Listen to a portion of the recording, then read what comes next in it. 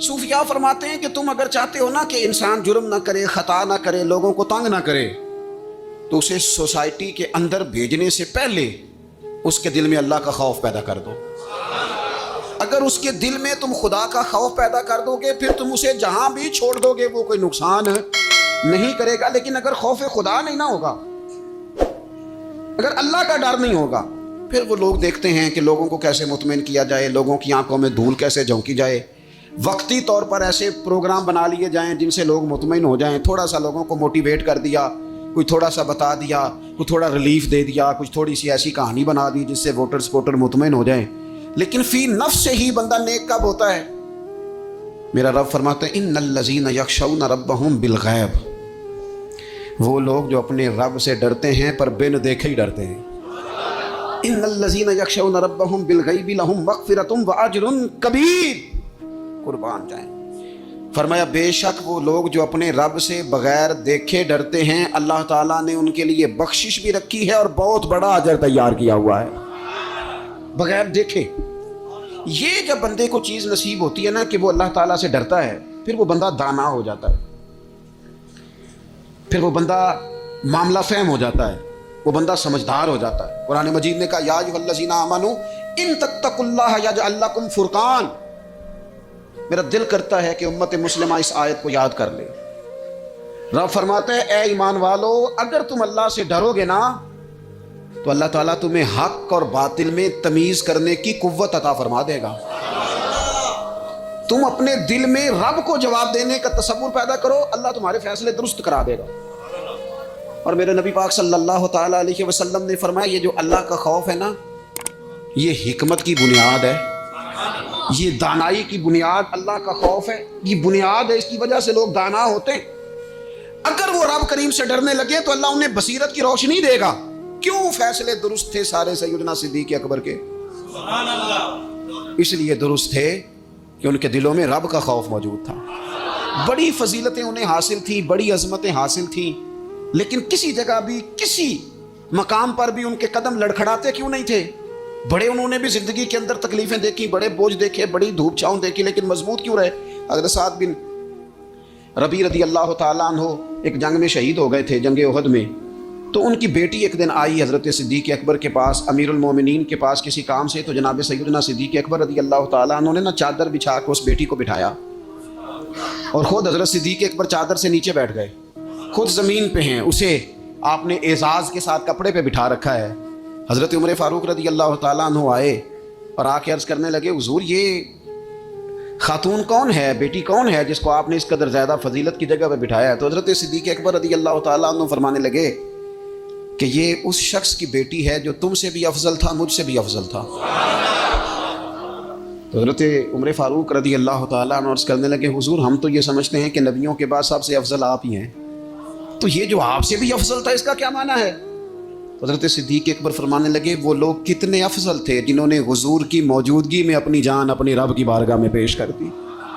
حضور کے مقدس ہاتھوں میں جن لوگوں کی روحیں پرواز کر گئیں وہ کتنے بڑے لوگ تھے۔ میری بات کو سمجھیے گا کہ ان لوگوں کے دلوں میں وہ جو عاجزی تھی، وہ جو اللہ تبارک و تعالیٰ کی معرفت تھی، اس نے کس طرح کا بنا دیا۔ ہمارے ہاں یہ مسئلہ بن گیا ہے کہ ہم ہر ایک سے ڈر رہے ہیں، ہر ایک سے، برادری سے، قبیلے سے، داماد سے، بہو سے، فلانے سے، فلانے سے۔ میں نے دیکھا بڑے بڑے لوگ ڈرتے ہیں۔ آپ اگر ناراض نہ ہوں تو بعض والدین ہیں جو اولاد سے ڈرتے ہیں۔ ہاں میں نے کچھ ایسے دنیا دار پیر دیکھے ہیں جو مریدوں سے ڈرتے ہیں، میں نے ایسے لیڈر دیکھے ہیں جو اپنی عوام سے ڈرتے ہیں۔ کیوں؟ اس لیے کہ میرے نبی پاک علیہ السلام نے فرمایا جو رب سے نہ ڈرے پھر وہ سب سے ڈرتا ہے، اور فرمایا جو رب سے ڈر جائے اللہ مخلوق کا خوف اس کے دل سے نکال دیا کرتا ہے۔ یہ رب سے نہیں ڈرا تو یہ سب سے ڈرا ہے، اگر رب سے ڈرتا تو کسی سے نہ ڈرتا۔ اور حضور فرماتے ہیں دو خوف اللہ جمع نہیں کرے گا۔ تم اگر بے خوف زندگی گزارنا چاہتے ہو نا دنیا میں تو ایک خوف پیدا کر لو، وہ رب کا خوف ہے، بے خوف ہو جاؤ۔ اور اگر تم یہ خوف پیدا نہیں کرتے پھر تو سائے سے ڈرو گے، پھر سانپ سے نہیں رسیوں سے ڈرو گے، پھر تو جگہ جگہ تمہیں کمزور کر دیا جائے، پھر تو لوگ ہر وقت تمہیں بھگائیں گے، ڈرائیں گے۔ ایک خوف پیدا کر لو اللہ کا، پھر دوسرا کوئی خوف قریب نہیں آئے گا۔ اور ایک معنی میں اور کہا اللہ دو خوف جمع نہیں کرے گا۔ حضور فرماتے ہیں تو دنیا میں رب سے ڈر جانا، رب تجھے آخرت میں نہیں ڈرائے گا۔ وہ جو اللہ کے ولیوں کے بارے میں کہا لا خوف علیہم ولا هم یحزنون، کیا معنی ہے؟ دنیا میں انہیں صرف اللہ کا خوف تھا، باقی کسی کا خوف نہیں تھا۔ حضور فرماتے ہیں تو دنیا میں رب سے ڈر جا، قیامت میں تجھے نہیں ڈرائے گا، اور اگر تو دنیا میں نہیں نہ ڈرے گا پھر تو قیامت میں ڈرایا جائے گا۔ اللہ تبارک و تعالیٰ کی خوف، یہ جو روزہ ہے نا، یہ اس معرفت کو بڑا پکا کرتا ہے۔ گھر میں کوئی بندہ موجود نہیں، باورچی خانے میں بہترین کھانا مرضی کا پڑا ہے، فریزر پھلوں سے بھرا ہوا ہے، ہر چیز موجود ہے، اور بھوک بھی پوری شدت کی ہے، پیاس بھی پوری لگی ہے، اور چل نہ تو کھا لینا، اور تیرے جائز پیسوں کا ہے، کھا لے۔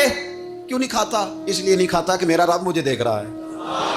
اللہ کرے روزے داروں یہ پریکٹس ہو جائے کہ جب تو اپنا جائز مال اس لیے نہیں کھاتا کہ رب نے روکا ہے اور وہ دیکھ رہا ہے نہیں کھانا، پھر تو کسی کا ناجائز مال کیسے کھا سکتا ہے؟ رب نے تجھے روکا بھی ہے اور رب تجھے دیکھ بھی رہا ہے، پھر تو غیر کا کیسے کھا سکتا ہے؟ جب تو اپنا جائز نہیں کھاتا کہ اللہ دیکھ رہا ہے تو دوسروں کا ناجائز اور حرام کیسے کھائے گا حالانکہ اللہ دیکھ رہا ہے؟ اگر یہ تصور دل میں پیدا ہو جائے، یہ ذوق اگر کسی بندے کو نصیب ہو جائے تو پھر پتہ کیا ہوتا ہے؟ پھر بندہ عالم ہو جاتا ہے۔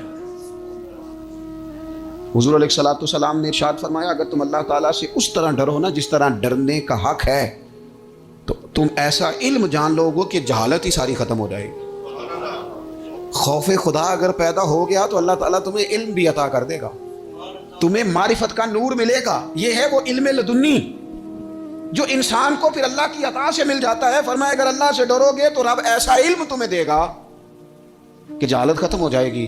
اور نبی اکرم صلی اللہ تعالیٰ علیہ وسلم نے فرمایا اگر تم اپنے رب کو کما حقہ پہچان کر دعا مانگو گے نا تو تمہاری دعاؤں سے پہاڑ بھی ہل جایا کریں گے۔ لیکن یہ دو چیزیں پیدا کرو، ایک تو اللہ کا خوف تمہارے دل میں آئے اور دوسرا معرفت الہی کا شوق پیدا۔ اگر طبیعت کے اندر یہ چیزیں پیدا ہو جائیں، خوف خدا نصیب ہو جائے اور صحیح معنوں میں نصیب ہو۔ آج کل بڑا لوگ کہتے ہیں اللہ سے ڈر، پر دوسروں کو جب مال خرید رہے ہوتے ہیں پھر کہتے ہیں اللہ کا خوف کر، اور جب بیچ رہے ہوتے ہیں تو جب کسی کو پیغام دین دے رہے ہوتے ہیں تو کہتے ہیں اللہ کا خوف کر، اور جب تیرے تک بات پہنچتی ہے تو پھر معاملہ ختم ہو گیا۔ میں ذمہ داری سے کہتا ہوں یہ جو کچھ ہمارے ہاں ہوتا ہے نا، عوام سے ڈر کے، عالمی میڈیا سے ڈر کے، قوم سے ڈر کے، اس سے آدھے کام بھی اگر رب سے ڈر کے کرے تو قوم کا بھی بھلا ہو جائے گا، لوگوں کا بھی نفع ہو جائے گا۔ اگر آدھا کام بھی ڈر کے کیا جائے، کچھ تھوڑا سا اپنے دل میں خشیت، اللہ کا خوف، جن لوگوں کا یہ تصور بن گیا تھا نا کہ رب کے سامنے کھڑے ہونا ہے، منہ دکھانا ہے مالک کو، جن کا یہ تصور بن گیا تھا بچ گئے تھے۔ ہم دنیا میں جینے کے لیے سارا کچھ کرتے ہیں، رب رسول کو منہ دکھانے کے لیے نہیں کرتے۔ جن کا یہ تصور بن جاتا ہے نا تو رب کہتا ہے وَلِمَنْ خَافَ مَقَامَ رَبِّهِ جَنَّتَانِ، فرمایا جو میرے سامنے کھڑے ہونے سے ڈرے گا میں اسے 2 جنتیں عطا کروں گا۔ وہ سمجھ جائے، اس کے لیے 2 جنتیں ہو جائیں گی۔ نبی پاک علیہ السلام نے فرمایا تیری آنکھ سے اگر اتنا آنسو نکل گیا نا اللہ کے خوف سے، جتنا مکھی اور مچھر کا پار ہوتا ہے، بڑا روتے ہیں لوگ، میں نے روتے دیکھے ہیں، دولت کے لیے، دنیا کے لیے، دوستوں کی بے وفائی پر، اپنے بچوں کی نافرمانی پر، پیسے نہیں ہیں تو رو پڑے، فلانے نے مجھے تنگ کیا تو رو پڑے۔ لوگوں کے لیے روتے ہیں، انسانوں کے لیے روتے ہیں، رب کے لیے رو کے دیکھ کتنا رونا ہے۔ حضور فرمانے لگے جتنا مکھی اور مچھر کا پر ہوتا ہے نا، اگر اتنے آنسو رب کے خوف سے تیری آنکھ سے نکل گئے تو حضور فرماتے ہیں جس طرح بھینس کے تھنوں سے نکلا ہوا دودھ دوبارہ تھنوں میں نہیں نہ جاتا، اگر کوئی اتنا بھی رو پڑا جتنا مکھی اور مچھر کا پر ہوتا ہے تو اس بندے کو اللہ دوزخ میں داخل نہیں کرے گا۔ شرط کیا ہے؟ اللہ کے خوف سے، رب کے خالصتاً اللہ کے خوف سے۔ اور تھا لوگوں کو اللہ کا خوف، رب کے سامنے کھڑا ہونا ہے تو ڈرتے تھے۔ حضرت عمر کا جب آخری وقت آیا تھا تو اپنے بیٹے سے کہا تھا مجھے اٹھا کے زمین پہ رکھ دو، میں اپنی پیشانی زمین پہ رکھ کے اپنے رب سے معافی مانگوں۔ حضرت عثمان غنی جیسے لوگ جب قبر کو دیکھ لیتے تھے تو پھر تڑپ کے ان کی ساری داڑھی آنسوؤں سے بھر جاتی۔ حضرت مولا علی شیر خدا رضی اللہ تعالیٰ عنہ نماز کی نیت باندھنے لگتے تو وجود کانپتا، راشا طاری ہو جاتا۔ علی آپ تو شیر ہیں میدانوں کے، ہزاروں لاکھوں تلواروں کے بیچ کبھی نہیں لڑکھڑائے، لیکن یہاں رب کی بارگاہ میں آتے کانپ کیوں گئے؟ تو فرمانے لگے تمہیں پتہ نہیں کس کی بارگاہ میں حاضر ہونے لگا؟ اس سے ڈر آتا ہے، مالک کے حضور آ گیا، ڈر آتا، ڈرتے تھے۔ میرے نبی پاک علیہ السلام نے فرمایا اللہ کا خوف یہ دانائی ہے، یہ حکمت ہے۔ اور صحیح بخاری میں لفظ ہیں، نبی پاک صلی اللہ تعالیٰ علیہ وسلم نے فرمایا ایک شخص تھا، بخاری مسلم میں موجود ہے، ایک بندہ تھا، اسے نا بڑا ڈر آتا تھا کہ رب جب سوال پوچھے گا تو میں نے کیا جواب دینے ہیں۔ اور ہمیں ہمارے نبی پاک علیہ السلام نے فرمایا بھی ہے، حضور نے فرمایا رب تم سے نا 5 سوال پوچھے گا قیامت کے دن اپنے سامنے کھڑا کر کے۔ ساری تیاری لائق بچے بھی جب کر لیتے ہیں نا پیپر دینے کی، ذہین بچے ساری تیاری کر کے نا تو کمرہ امتحان میں جاتے ہوئے پھر بھی ڈرتے ہیں اور کہتے ہیں حضرت صاحب دعا کرنا میرا پیپر ہے۔ بچہ لائق بھی ہے، محنتی بھی ہے، تیاری بھی، لیکن ڈر آتا ہے۔ ڈر آتا تھا جب پیپر سٹارٹ ہوتے تھے نا تو کئی قسم کی ایکٹیویٹیز چھوڑ دی جاتی تھی، کھیل چھوڑ دیے جاتے تھے۔ میں نے دیکھا ہے بچے نمازیں شروع کر دیتے تھے، ڈر آتا ہے کہیں پیپر میں کمی نہ کوئی رہ جائے۔ دنیا کے پیپر کے بارے میں یہ معاملہ ہے، اور جب صبح قیامت سوال جواب کیے جائے گا، حضور فرماتے ہیں 5 سوال رب پوچھے گا تم سے قیامت میں۔ سب سے پہلی بات، میں نے تمہیں عمر دی تھی کہاں گزاری تم نے؟ ضائع کر دیا ٹائم سارا، ادھر ادھر بھاگتے آتے جاتے مال کماتے۔ اور پھر عمر میں ایک بہترین حصہ جوانی ہے، حضور فرماتے ہیں ایک سوال یہ ہوگا، دوسرا جوانی کہاں گزاری؟ اور تیسرا سوال پوچھا جائے گا بتاؤ مال کہاں سے کمایا، ذرائع کیا تھے، جائز طریقہ اختیار کیا کہ ناجائز؟ اور چوتھا سوال یہ ہوگا یہ بتاؤ تم نے خرچ کہاں کیا، اللہ نے اپنے فضل سے دیے تھے پیسے، تم نے ناجائز جگہ پہ تو نہیں لگا دیے؟ اور 5واں سوال یہ ہوگا کہ جو تمہیں پتہ تھا، جو تم جانتے تھے، جس کا تمہیں علم تھا، جس کا تمہیں شعور تھا، بتاؤ تم نے اپنے علم پر عمل کتنا کیا؟ میرے عزیز یہ 5 سوال نبی پاک علیہ السلام فرماتے ہیں ایک بندہ تھا جو بڑا ڈرتا تھا رب کی بارگاہ میں کھڑا ہونے سے، اتنا ڈرتا تھا کہ خوف طاری ہو گیا، اس پر خشیت پیدا ہو گئی۔ اس نے اپنے بچوں سے کہا جب میں مر جاؤں نا، یہ صحیح حدیث میں موجود ہے، جب میں مر جاؤں نا تو مجھے جلا دینا، اور پھر اگر میرے وجود کا کچھ حصہ بچ جائے تو اسے پیس دینا، پھر اسے ہوا میں اڑا دینا، مجھے ختم کر دینا، میں اپنے رب کی بارگاہ میں کھڑا ہو کے سوالوں کا جواب نہیں دے سکتا۔ پتا تے سارا ہے نا سردار نو کیتیاں دا، من نانم کے من دانب، جو اعمال کیے ہیں اس کی خبر تو ہے نا، باقیوں کو شک ہے کہ اس میں گناہ کیا ہوگا، پر ہمیں اپنا اپنا تو پاک ہے نا، پتا تو سارا ہے نا۔ کہا میں نہیں کھڑا ہو سکتا اس کے حضور، مجھے جلا دینا، میری راکھ بھی بہا دینا، اڑا دینا ہواؤں میں۔ نبی پاک علیہ الصلوۃ والسلام فرماتے بندہ تھا سچا، یہ کام اس نے کیا اللہ سے ڈر کے۔ کریم محبوب علیہ السلام فرمانے لگے اللہ تعالیٰ نا قیامت کے دن ذرات کو حکم دے گا کہ اس کے وجود کے ذرے جمع کرو، اس کا وجود جمع کیا جائے گا، جس رب نے پہلے بنایا ہے وہ دوبارہ بنانے پر بھی قادر ہے۔ اس کے ذرات کو جمع کر کے گوشت پوشت دے کے وجود دے کے کھڑا کر کے اللہ پوچھے گا بتا یہ کام کرنے کا تجھے کس نے کہا؟ عرض کرے گا مالک میں ڈر گیا تھا نا، تیری بارگاہ میں کھڑا ہوں سوالوں کے جواب دوں، یہ کام مشکل تھا، میں ڈر گیا۔ نبی پاک صلی اللہ تعالی علیہ وسلم فرمانے لگے رب فرمائے گا فرشتو کہ میرا بندہ نہ سچ کہتا ہے، یہ واقعی مجھ سے ڈر گیا تھا، گواہ ہو جاؤ میں نے اس کے لیے جنت کا فیصلہ کر دیا۔ اپنی طبیعت میں، اپنے مزاج میں، اور یہ خوف خدا گھر سے شروع کریں، بیوی سے گفتگو کرتے بھی اللہ سے ڈریں، ماں باپ کے حقوق ادا کرتے بھی اللہ سے ڈریں۔ اگر اللہ نے آپ کو وسعت دی ہے، بہن بھائی کمزور رہ گئے ہیں تو اللہ سے ڈریں اس مسئلے میں۔ اگر اللہ تعالیٰ نے آپ کو کسی شخص کے اوپر حاکم بنایا ہے، کوئی آپ کا ملازم ہے، کسی شخص کو آپ کے پاس ڈیوٹی کرنا پڑتی ہے تو اس کے بارے میں اللہ سے ڈرے۔ میرے نبی پاک علیہ السلام نے اپنے ظاہری وصال کے وقت جو وصیتیں فرمائی تھیں، فرمایا تھا عورتوں کے بارے میں رب سے ڈرنا، اپنے غلاموں کے بارے میں، ملازمین کے بارے میں رب سے ڈرنا، اور آپ کے پاس میرے پاس جو امانتیں ہیں ان امانتوں کے بارے میں رب سے ڈرے۔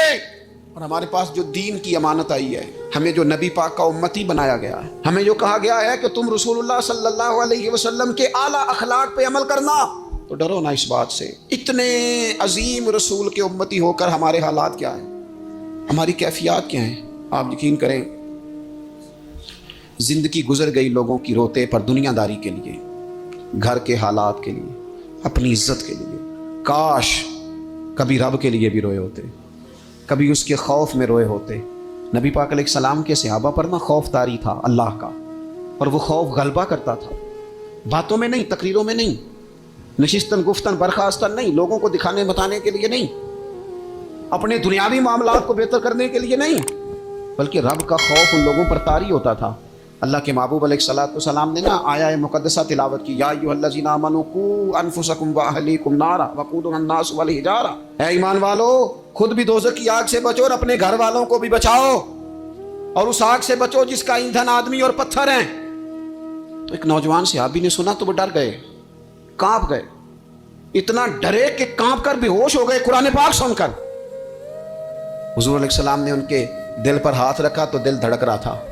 حضور فرمانے لگے پڑھنا کلمہ لا الہ الا اللہ محمد رسول اللہ صلی اللہ تعالیٰ علیہ وسلم۔ صحابہ نے عرض کی یا رسول اللہ صلی اللہ علیہ وسلم کی ہم سے سبقت لے گیا؟ حضور فرمانے لگے یہ رب سے ڈرا ہے، رب نے اس کے لیے جنت کا فیصلہ فرما دیا۔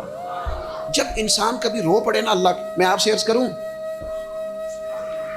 رونا بھی بڑا ضروری ہے۔ قرآن کہتا ہے فَلْيَضْحَكُوا قَلِيلًا وَلْيَبْكُوا كَثِيرًا، زیادہ رویا کرو، تھوڑا سا کرو۔ زیادہ ہنسنے سے دل مردہ ہوتے ہیں، تھوڑا سا نا۔ کبھی تنہائی میں بیٹھ کے اپنے رب کو کسی نے کہا تھا کہ الجھے ہوئے لوگوں سے گریزاں نہ ہوا کر، اور حالات کی قبروں کے یہ کتبے بھی پڑھا کر، ہر وقت کا ہنسنا تجھے برباد نہ کر دے۔ تنہائی کے لمحے ہوں تو کبھی رو بھی لیا کر، کبھی اکیلے میں نا رونا بھی چاہیے۔ یہ جو رونا ہوتا ہے نا، رونا دل دی میل گواوے، نالے وچھڑے یار ملاوے۔ کبھی نہ بندے کو رونا۔ حضرت سعدی شیرازی نہ سخی بڑے تھے، تو قرضہ اٹھا اٹھا کے بھی سخاوت کرتے تھے۔ ایک دن سارے لوگ آ کے بیٹھ گئے، بابا ہمارے پیسے دے۔ وہ سارے لوگ آ کے جمع ہو گئے، انہوں نے کہا بابا پیسے بتو، وہ سارے پیسے مانگ رہے ہیں۔ تو حضرت سعدی شیرازی کہہ رہے ہیں یار انہیں کھلایا کچھ نہیں، کبھی ان کو کچھ کھانے مہمان آئے نا۔ ایک نوجوان چھوٹا سا لڑکا وہ کچھ بیچ رہا تھا، بیچتا بیچتا آ گیا حضرت سعدی کے پاس۔ آ کے اس نے کہا بندے زیادہ جمع ہوں تو لوگ وہاں سٹال نہیں لگا لیتے، چلو دکان۔ وہ آگے آ کے اس نے کہا کچھ لینا ہے؟ فرمانے لگے لینا ہے، یہ میرے جتنے مہمان بیٹھے ہیں ان کو کھلا دو۔ اس نے وہ سارا کھلا دیا۔ کہنے لگا پیسے؟ تو فرمانے لگے بیٹھ جا تو بھی، یہ بھی سارے پیسے لینے آئیں گے، ان کو ملیں گے تجھے بھی ملیں گے۔ اس نوجوان نے رونا شروع کر دیا، کہنے لگا میں تو یتیم ہوں، میری تو بہنیں انتظار کر رہی ہیں کہ 4 پیسے لائے گا، میری اماں نے تو دوائی کھانی ہے۔ حضرت سعدی پریشان ہو گئے، بندوبست کرنے لگے۔ اس کے چند آنسو گرے تھے کہ آپ کا ایک عقیدت مند آیا، اس نے آ کے عرض کی حضور بڑے دنوں سے حاضر ہونا چاہتا تھا، یہ نذرانہ تو رکھ لے تھوڑا سا۔ وہ اتنے زیادہ پیسے تھے کہ حضرت سعدی شیرازی نے اس نوجوان کو بھی دیے، اور جتنے لوگ پیسے لینے آئے تھے سب کا قرضہ ادا کر دیا۔ ایک بندہ نا پیسے لینے آنے والوں میں قدرت دل والا تھا، اللہ کرے قدرت دل والا بھی ملے۔ وہ حضرت سلطان صاحب کہتے ہیں رب دا طالب کوئی نہ ملیا، اے تے جو ملے طالب زردہ ہو۔ وہ درد دل والا بندہ تھا، تو کہنے لگا بابا جی سمجھ نہیں آئی، ہم روز آتے تھے پیسے نہیں ملتے تھے، آج کیسے مل گئے؟ تو حضرت فرمانے لگے میل اس لیے گئے ہیں کہ تم میں رونے والا کوئی نہیں تھا نا، رونے والا ایک بھی ہو تو باقیوں کا بھی کام بن جائے۔ ایک ہو نا جس کی آنکھوں میں آنسو ہو، کوئی یار کے لیے روئے، کوئی محبوب کے لیے روئے، کوئی حضور کے مدینے کے لیے روئے، کوئی بیت اللہ کی حاضری کے لیے روئے، کوئی اس لیے روئے کہ رب راضی ہو جائے، کوئی اس لیے روئے کہ وہ کرم نوازی کر دے، کوئی اس لیے روئے کہ وہ مجھ سے حساب نہ مانگ لے۔ اگر طبیعت میں یہ بات، نبی پاک صلی اللہ تعالیٰ علیہ وآلہ وسلم تقریر فرما رہے تھے، حضور گفتگو کر رہے تھے، محفل میں بیٹھے ہوئے صحابہ میں سے ایک بندہ رو پڑا۔ اللہ کے پیارے رسول صلی اللہ تعالیٰ علیہ وسلم نے اس ایک شخص کے رونے پر ارشاد فرمایا اگر آج تمہارے درمیان وہ تمام مومن موجود ہوتے جن کے گناہ پہاڑوں کے برابر ہیں تو اللہ تعالیٰ اس بندے کے رونے کی برکت سے سب کے گناہوں کو معاف فرما دیتا۔ حضور فرمانے لگے یہ رویا ہے نا تو فرشتوں نے رب کی بارگاہ میں دعا کی ہے مالک اس کی وجہ سے نا دوسروں کو بھی معافی عطا فرما دے، اس کی شفاعت قبول کر لے دوسروں کے حق۔ میرے دوستو اپنے دل کو خشیت والا کریں۔ دل نہ سخت ہو گئے ہمارے، کیسے نرم ہوں گے؟ قرآن پاک پڑھنے سے۔ دل کیسے نرم ہوں گے؟ اللہ کا ذکر کرنے سے۔ دل کیسے نرم ہوں گے؟ قبرستان جانے سے، اپنوں کی قبریں دیکھنے سے۔ دل کیسے نرم ہوں گے؟ کبھی ہسپتال کا چکر لگا کے آؤ، دیکھو طبیعت کیسے نرم ہوتی ہے۔ دل کیسے نرم ہوگا؟ کسی کے دکھ کو دکھ سمجھنے سے۔ دل کیسے نرم ہوگا؟ اللہ کی مخلوق سے محبت کرنے سے۔ دل کیسے نرم ہوگا؟ تنہائی میں رب کی بارگاہ میں رونے سے۔ دل کیسے نرم ہوگا؟ خالص اللہ کی رضا سے کسی کی خدمت کرنے سے۔ دل کیسے نرم ہوگا؟ یتیم کے سر پہ ہاتھ پھیرنے سے۔ دل کیسے نرم ہوگا؟ جب ہم اپنے مالک کی بارگاہ میں بیٹھ کے لمبی دعائیں مانگیں گے۔ دلوں کو نرم کرنے کی طرف لاؤ، اللہ کا خوف خشیت اپنی طبیعت میں پیدا کرو۔